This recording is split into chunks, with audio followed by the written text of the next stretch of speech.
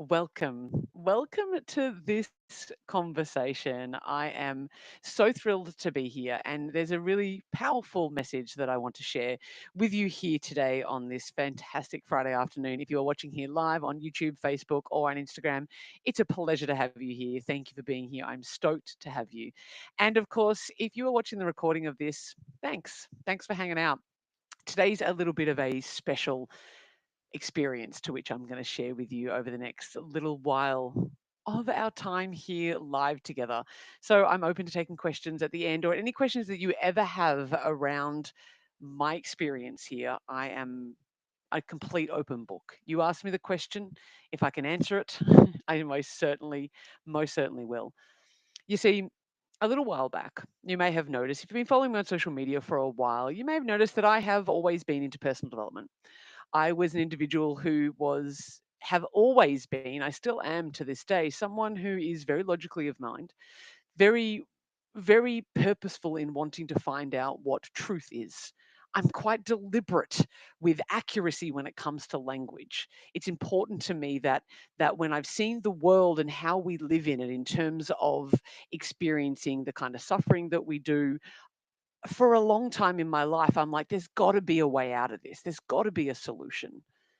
And if I would share with you here, I you may have discovered that I have come to Jesus recently. And it's a movement that lots of people seem to be doing at this point in time, especially maybe those who proclaim to be in the new age. And I'm here to share with you today my experience of this thus far in the shortest possible way that I can. I'm not going to bang on for a long time. I want to share with you my testimony around what changed for me, why it changed for me and how I arrived here. I know that many of you are probably very curious as to how this all came to be. It seems like a bit of a sudden shift, but for many of you you might not be surprised. I'm also very well aware that for a bunch of you, me following Jesus means that you'll stop following me. And to be fair, all the power to you. All the power to you. And I send you love and I send you well wishes along your journey. I would encourage you, irrelevant of where you are in faith, in spirituality, in personal development, irrelevant of what you think about Jesus, about God, about the world, about personal development, I encourage you to spend the next 10 minutes or so to hang out with me. I encourage you to listen to what my experience has been from somebody who is hyper independent, someone who learnt to stand on their own 2 feet, from somebody here who has dedicated their life to their own self mastery and becoming their own hero. Here is someone who has hated themselves, learnt to love themselves, and believed wholeheartedly that they were the center of their universe and believed themselves to be the source of God. And I encourage you, if you have any skepticism, to just hang out with me for the next 10 minutes. And if you come around in the next 10, 20 minutes and you decide at the end of today's conversation that it's all a load of codswallop, again, all the power to you. I encourage you and I invite you just to consider. Not because I'm trying to get you to come to God, not because I think that you should follow Jesus, not because I'm trying to convert you in any way, shape, or form, but I want you to see if you can hear any of your experience in my experience. As I said, I was born and raised hyper independent. Like, I'm the youngest of five. I'm the youngest of five children and the only girl. And in my household, that wasn't necessarily revered and held high as something that was like, oh, wow, we should, treat you like a princess or be really extra special and kind with you. No, in my experience, it was fight for yourself, do what you got to do. I learned how to wrestle really young with my siblings, especially my closest brother. And I would have to, chase him around with a butcher's knife because I was so angry at him at times, and I could never catch up with him, and he would taunt me and tease me. And I learned to be tough. I learned to be self-sufficient. I learned that nobody was going to come to my rescue, and nor should I want them to. Why would I want anybody to come to my rescue? I was left at Centrepoint Tower accidentally because there's so many children kicking around. My parents went to the top of Centrepoint Tower, which is our highest building in Sydney, and left me at the bottom, and I was 3. And the story goes that when my parents got to the top and realized, where is our daughter, They panicked, they rushed back downstairs. And I wasn't crying. I wasn't upset. I didn't go anywhere. I just stood there waiting for my parents to come back. And that might sound like a really cool story to everybody to think, like, wow, cool, what a great grown up kid. It's also really indicative of a kid who learnt very early on in the piece that she needed to take care of herself. And not because my parents were necessarily unloving or necessarily neglectful, they were just busy. They were busy. Money was short, but time was even shorter. It was tight. So I grew up in an environment to which I just needed to dog eat dog. My siblings and I didn't necessarily bandy together all that much. For us, it was about fighting for the way that kids spell love, Time. So as I got into my adolescence, as I got through my from my childhood years, I really learnt that I couldn't rely on anybody else. That I shouldn't rely on anybody else. That if I wanted to get it done, I should just do it myself. And in fact, my parents modeled this. If they wanted to get something done, they did it themselves. So I grew up hyper independent. I grew up in a way that said no one was going to come rescue me, and I grew up in a stage where I don't need no man.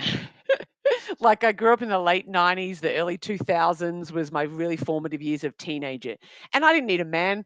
I believed in feminism. I believed in me coming to a place where I'm like, women can do anything that a man can do, right? And I'm not to say that that's not true, but this idea, I'm painting a picture of the ideology that I existed in. No one was going to come rescue me. If I needed something done, I had to do it myself, and I couldn't rely on anybody else.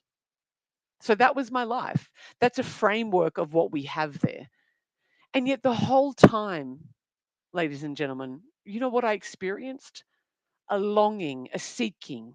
I could feel within myself from a very young age that there maybe was something more. That I wasn't raised religious whatsoever. I wasn't raised in any level of faith. There was no talk of God or consciousness or even a higher power when I was a child. We lived our life, we went along our days. And I maybe knew about people who did stuff, but I went to public school and I was completely secular. In my formative years, around 14, I ended up going to a youth group one day at church, at some church that was happening. Other kids I knew were doing it. So I went along. And with my inquisitive mind, I am logical, I'm practical. My dear brother, who would have been 43 today, he died when he was 28. My dear brother was an argumenter. Like, he knew how to argue and he knew how to ask questions, man. And I think that I learned so much from him in terms of asking questions, even though I was the good girl. I was the good girl, hyper independent, get out of everybody's way. But what I came to discover, my friends, is that when I entered into that church, I had questions about the Bible. I had questions about God. I had questions about Jesus, and nobody would answer them for me. In fact, not only did they not answer them for me, but they basically told me that I was wrong to ask. So, what does this hyper independent, very logical thinker, sensible young woman, mature young woman, make that mean? Well, you know what I made that mean? Like, I'm sure that so many of you, if you're non believers, you go, you know what? If you can't even defend and tell me logically where I see problems in this, and you can't speak that to me, you must be full of nonsense. I didn't believe. Of course, I'm not going to. If you can't sit there and you say, I just have to follow blindly, I didn't follow anybody blindly. Never, because people showed me that they were unreliable. That's what I learnt. And as I got older, 14, 17, 18, 20, people became more and more unreliable. I could rely on me, so I relied on me. But yet that yearning, that desire, that feeling like maybe I was made for more, the feeling that perhaps there was something for me that I needed to discover. I was a truth seeker on a path, a journey. I was an adventurer. I still am in all these beautiful ways. And maybe you relate to this, that you're a seeker of truth. You want the knowledge, you want the wisdom. You can tell that this world to which you are find yourself in here doesn't really connect with you. You're the oddball. You're maybe the strange one. Maybe you've never really fit in where you are. And so, desperately for many, many years, and if you followed any of my work in both Perfectly Imperfect, my first book, or Get Happy and Free, you will see in any of my work that I have been on a relentless pursuit of attempting to find out what is that yearning inside of me. And I've tried, I don't want to say everything, but my gosh, I've done some exploration in my last, how old am I now? 41. In the last 22 years of my life, I have read hundreds of books. I've been to countless courses. I have invested in coaches and trainings, and it's all been absolutely phenomenal. I've traveled large parts of the world in this time. I have challenged myself in super ways. I have explored if, so many things. I'm not going to say everything, that's impossible. In my early teens, so my late teens and my into my early 20s, it was drugs, it was alcohol, it was partying, it was promiscuity. I thought that if I could just have enough of a good time, then that was going to give me the satisfaction of happiness, of peace, of love that I was looking for. And at the bottom of every night out, at the bottom of every tablet taken on my tongue, at the bottom of every walk of shame, that's what we called it, when I would walk home or get in a taxi in the same dress that I wore the night before, having slept with someone that I could sit on a bus right now and never know their name.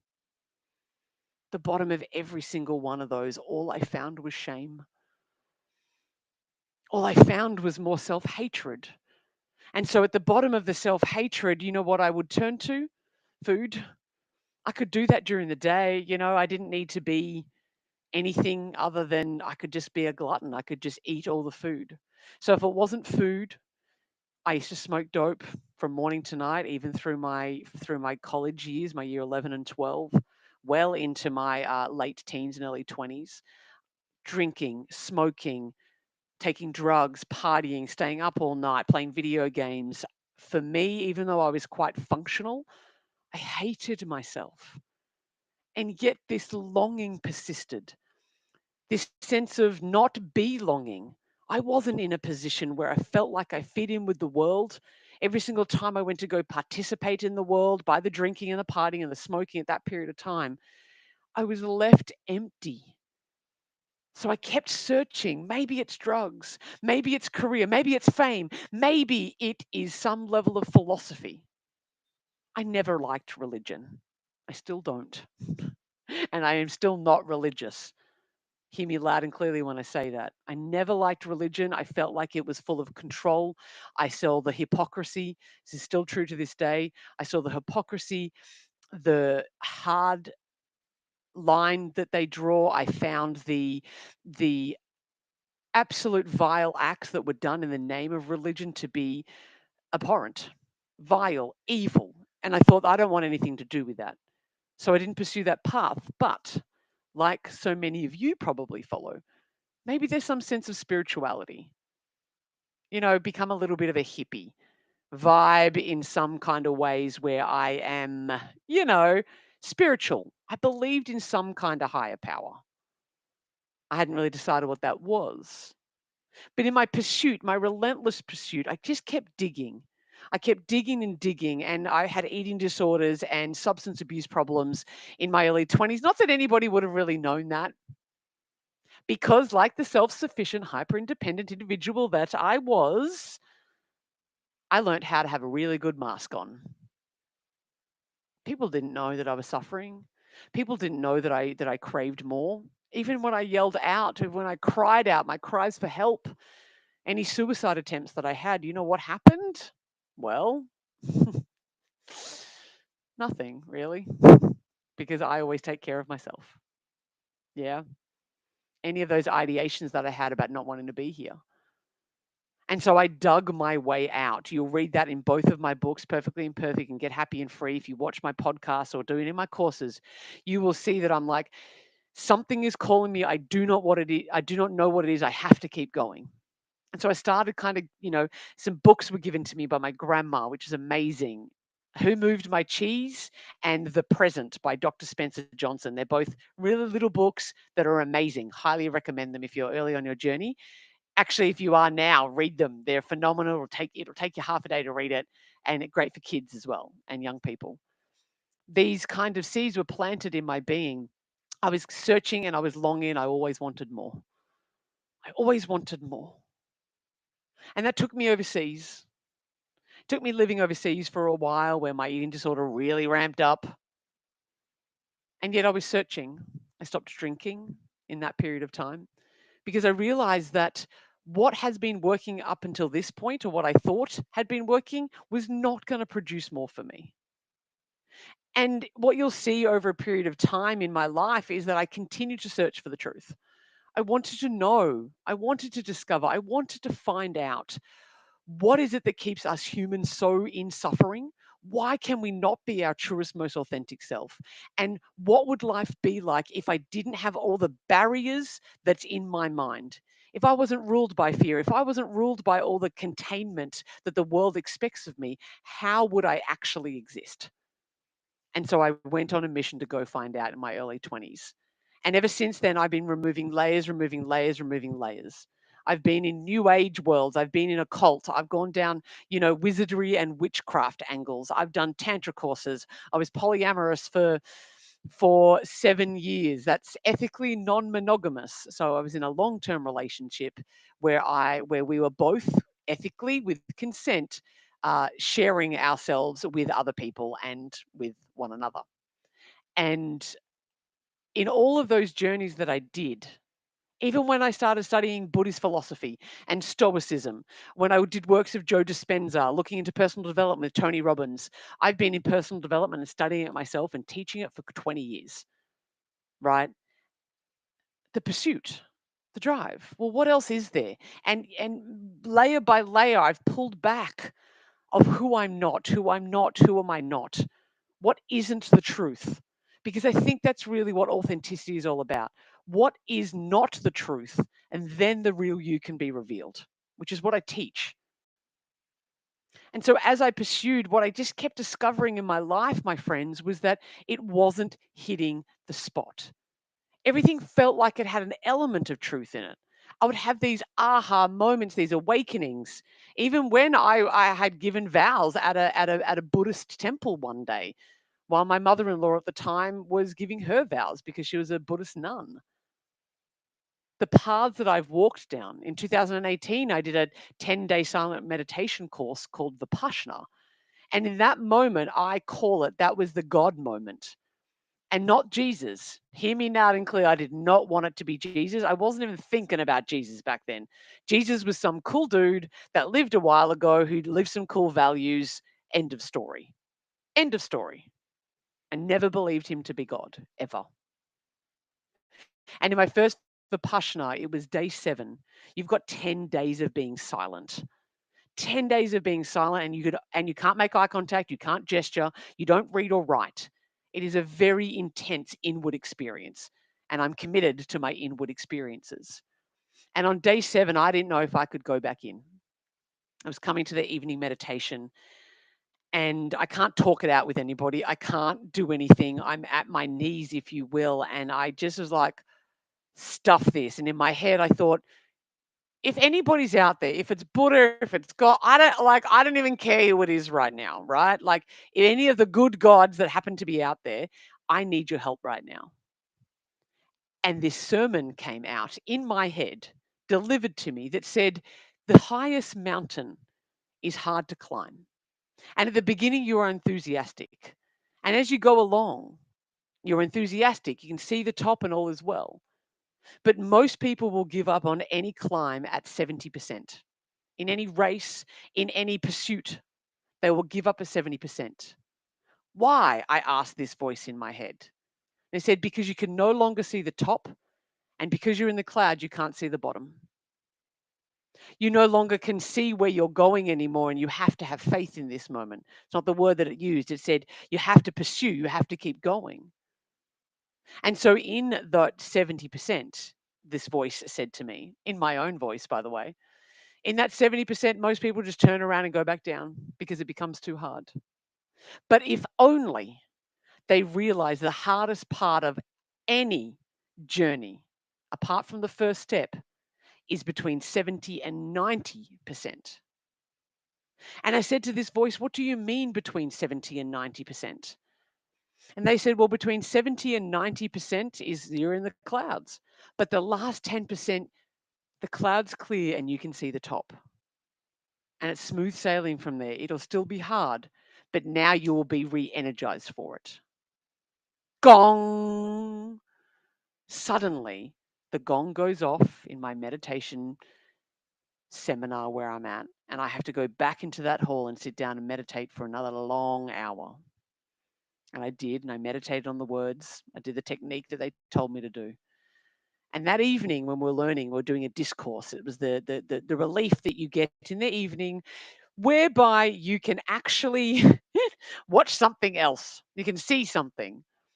So the teacher was talking that night, and every night they would say, "Congratulations, day 1 is complete. You have 9 days to go.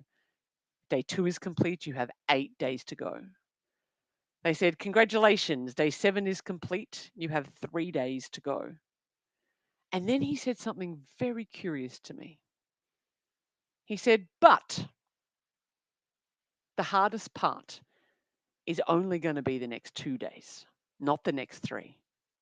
Because on the third day, on that last day, that third day, our noble silence will be broken after our first meditation, and you will be able to share your wisdom, your conversations with other people.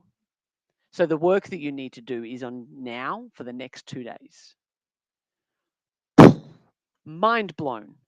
The very thing that was just informed to me that I have never thought of before entered my consciousness, and no less than 2 hours later was confirmed by something that I had never seen before in my life. And for a long time there in 2018, I called that my God moment.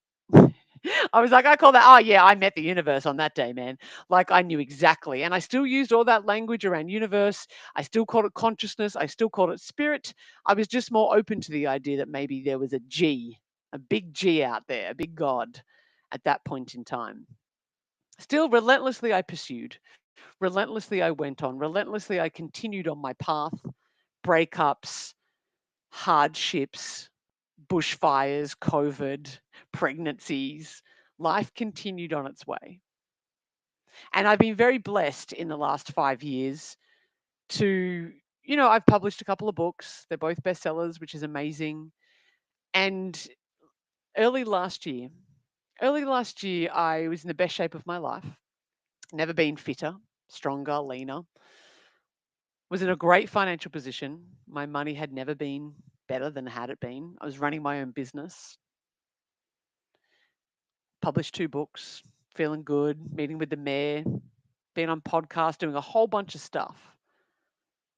And in my second book, Get Happy and Free, which came to me in my second 10-day Vipassana, by the way, it channeled through me. It came, and I wrote that book within 3 weeks. From top to tail, it came out to me straight. As you read it now, there's probably been about 0.5% or 1% edits that are done from the time that I originally wrote it. That came through me in my second Vipassana that I did, 10-day silent course. Epic. Still on the pursuit. That was in 2023. We're in 2025 now. So we've come fast forward. I've just published my second book. I'm on top of my game that I've ever been on top of. I feel great. And there's testimonies out there that talk about the fact that, I was at my knees and I was at my worst and I really needed something. And so I turned to God and He was there. And they're wonderful stories. I very rarely hear the story of the person who was on relentless pursuit of their own personal development, doing really well. And yet, I was logical enough, I'm sensible enough and logical enough to consider the fact that if I had already ticked a whole bunch of boxes of the worldly things, I'd had a beautiful long term relationship, right? It's not like I was missing that thinking that I wasn't enough. I was in great shape. I had money. I had success. I had the career. If that wasn't going to be the thing that fulfilled me finally, that led me to the truth, then having more of it was not going to be. And that's actually what Get Happy and Free is all about. It's not necessarily about finding God, but it's about recognizing that all the worldly pursuits that you do are never going to make you happy and that we must go within to find it. We must. And so that book has changed many lives, and profoundly, it has changed my own because it sent me on this path of hang on a second here.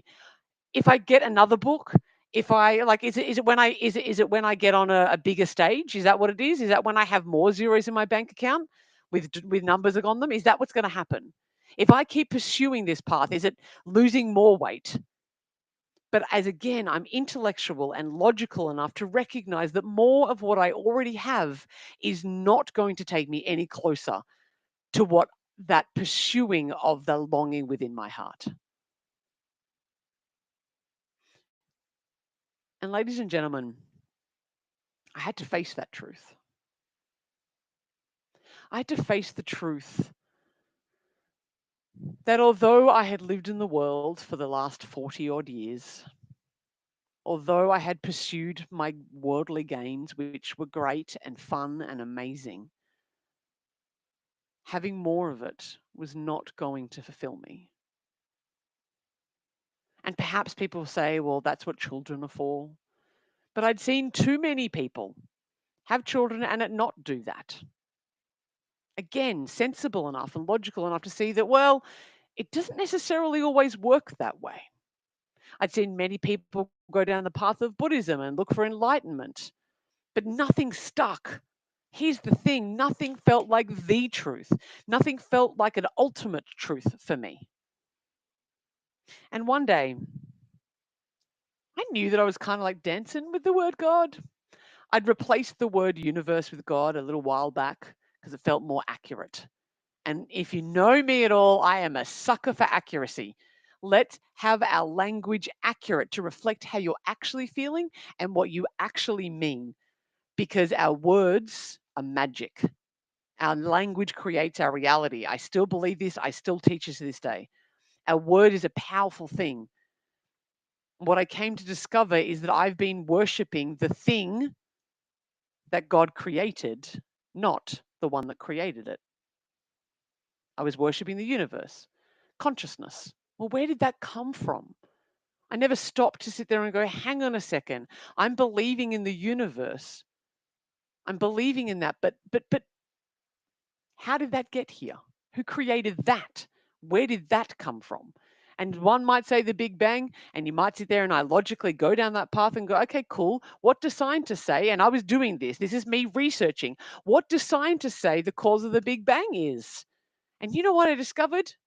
They don't know. And that 98%, this is according to Harvard, 98% of space and the world is dark matter that we do not understand. Now, just because I don't understand it doesn't mean it has to be God, but I already believed in a higher power. And it already makes sense to me, and I've already had confirmation about that. I haven't come to Jesus because I was on my knees. And perhaps maybe I need to get on my knees a bit more often when I'm around Jesus.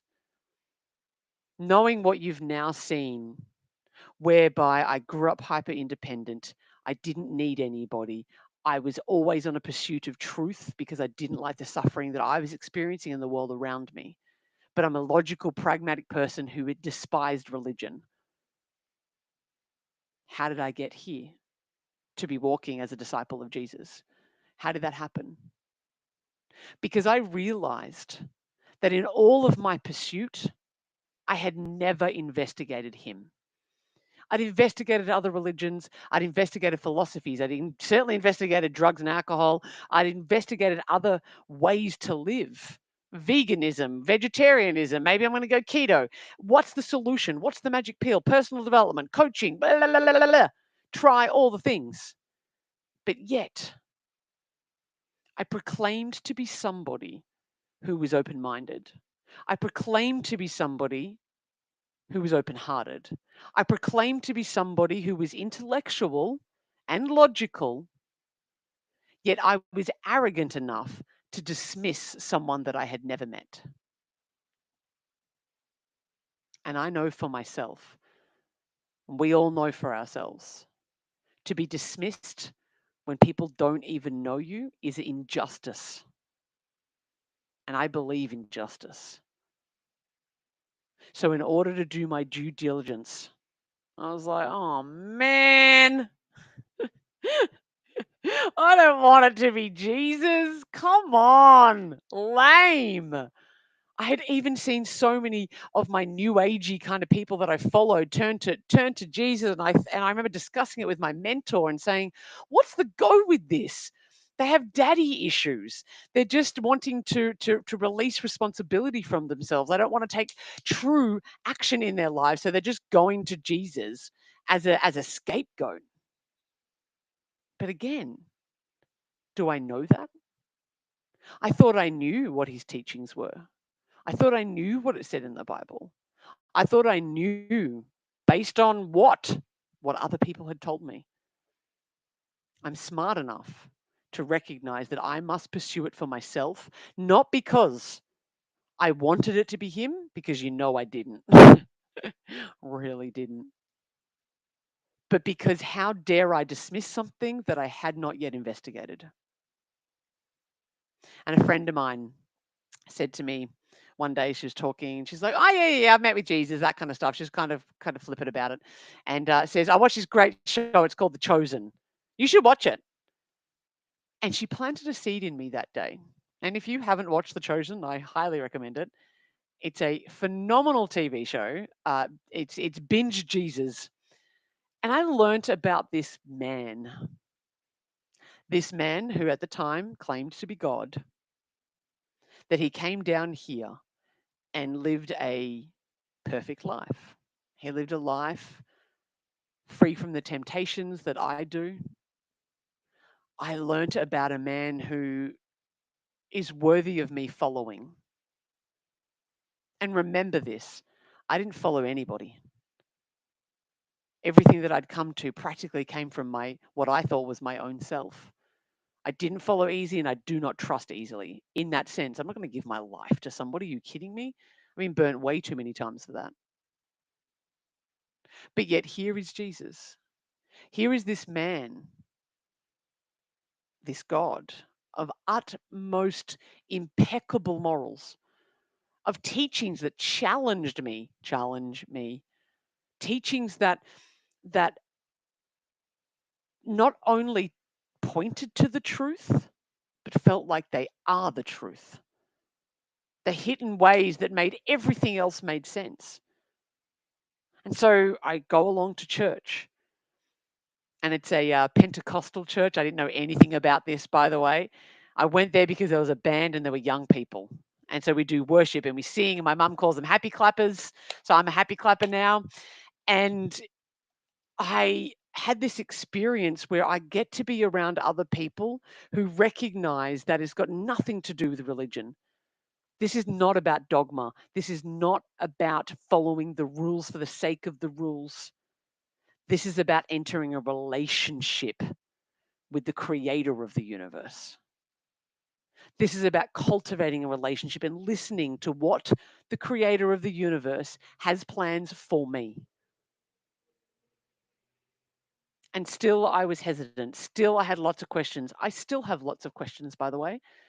I think that people assume that when you walk in faith, you don't have any doubt. I disagree. I talk to God and I wrestle with God often around my experience. Well, what do you mean by that as I'm reading the Bible? Or how can that be true? How can you let that happen? And as faithful as He is, the quieter that I get, the more answers I get. I spent my whole life chasing the things of the world, chasing what never satisfied me. And yet, when I was still for long enough, the one that was chasing after me could find me. And He did. It's a beautiful song. It goes, I sought the Lord, and He heard, and He answered. That's why I trust Him. That's why I trust Him. For me, I didn't trust anybody. I was hyper independent. I couldn't rely on anybody until I met Him. until I saw that time and time and time again throughout the Bible that He's reliable, that I can trust Him, that He's faithful, that He has more discipline, that He has more self awareness, that He has more moral code and more work ethic than I could ever dream of having. And I already positioned myself as somebody who held myself really high in that regard. I didn't want to follow any man. I mean that by like a human. I didn't want to follow a human. None of them seemed to live up to my expectations. And nor did any of the other kind of philosophies live up to my expectations. And maybe one could say that I could lower my expectations. But instead, I found someone who makes my expectations look like dirt. And there's humility in that. Humble myself before the King of the universe who created everything. And when I see the sunset and I see the northern lights or I see the beach and I get to swim in the ocean, well, I'm moved like you are too. Because you're being moved right now by the creation. And if you feel so inclined, I invite you to start to be moved by the Creator. My logical self led me here. God actually led me here. But I have not gone easy into this. I have read, I continue to all of these. I read, I study, I ask the big, hard questions, not only of God in my conversations with Him, but of the pastors, of people online. I've watched a lot of Christian apologetics. I want to know what they say about abortion, about gay marriage. I want to know what they actually say and what is the logical reason behind why babies die. I want to know about all of this. I'm not wanting to cherry pick this religion here and fall into the falseness of that. What I didn't know was that as Jesus entered his 33rd year, 30th to 33rd year, when he began his ministry in the world, what I didn't understand that I do now is that he condemned the religious. Hear me now. Jesus condemned over and over again the religious. Why? Because they're doing it for the pursuit of their own gain. And he needed to condemn them to say, come to the truth, build a relationship with the Creator. I'm sure that there's many of you that have lots and lots of questions around my story, and I'm open to them. So please do, if you're watching live, leave a comment. I'll come back around to answering them at some point in time. If you're watching the recording, please let me know what your questions are around this. And I'm open to asking the big, heavy ones. You're welcome here. And people might be curious as to how that's impacted my personal development work and the growth work that I do. You know what? I welcome you as you are because that's the example that Jesus gave me. Jesus sat with the sinners, he sat with the tax collectors, he sat with the prostitutes and the drunks. Why? Because it is not those that claim to be healthy that need a doctor, it is the sick. And maybe I wasn't humble enough to recognize that my pursuit of the world, yet the hunger inside of myself, was never going to be satisfied by anything than the living bread and the living water that lives within the Creator, who minimized himself to come here on earth to die so that I could be saved. There's lots of trigger words in there that you might be experiencing right now. And I had them all too. I was like, I don't need no savior. What are you talking about? But you know what? Oh, I didn't want it to be Jesus, but I'm so glad it is. I'm so glad that it is. I'm so glad that the pursuit of the truth to which I've been in my whole entire life. And look, maybe there's another truth beyond this. I don't know yet because I continue to walk in this path and I continue to be challenged by God. I continue to be held to a higher account. And nothing that I've ever done has transformed my life as much as what the last, I was baptized 4 months ago. Fresh little girl here, right? But also, I've been walking with God for a very long time. I just didn't know it was Him. To finish off here, I always thought that this was a game. I always kind of perceived that something else is going on beyond what we could see. As the Buddhists teach, everything is an illusion. This is an illusory world. It feels real, it seems real, yet there's something more beyond this realm to which we experience. I always thought, how do we get out of it? And the Buddhists teach you to go towards enlightenment. The Buddhists teach you to go towards, to the light, to clear your mind of everything that you're not, and to die unto yourself. That's what other philosophies teach you. I knew that it was a game. I was trying to figure out how to win this game of life. Now, what I've discovered, my friends, not only what the rules of the game are, I've also discovered that the game has already been won, and all I need to do is pick my side and watch it play out. I know what side I'm on, and I encourage you to explore what side you are on. I encourage you to explore what the true meaning of when you say universe, when you say consciousness, when you say God, are you in a personal relationship with that? And is the person that you're following, willing to sacrifice themselves in the way that they're asking you to sacrifice? Because I don't want to follow someone that's not doing that. Jesus sacrificed everything that he ever had. And all he's asking for me to do the same. And he will give me everything. I won't always get what I want. Doesn't work that way. But I'm in a personal relationship with the creator of the universe. And I encourage you, my friends, to do the same. Big love to you. May God be with you. Bless you. Any questions, queries, I'm here for them. And I will join on another live to have that conversation. I'm going to finish off with Romans 12:2. Do not conform to the pattern of this world, but be renewed by the renewing of your mind. I'm going to say that again. Romans 12:2.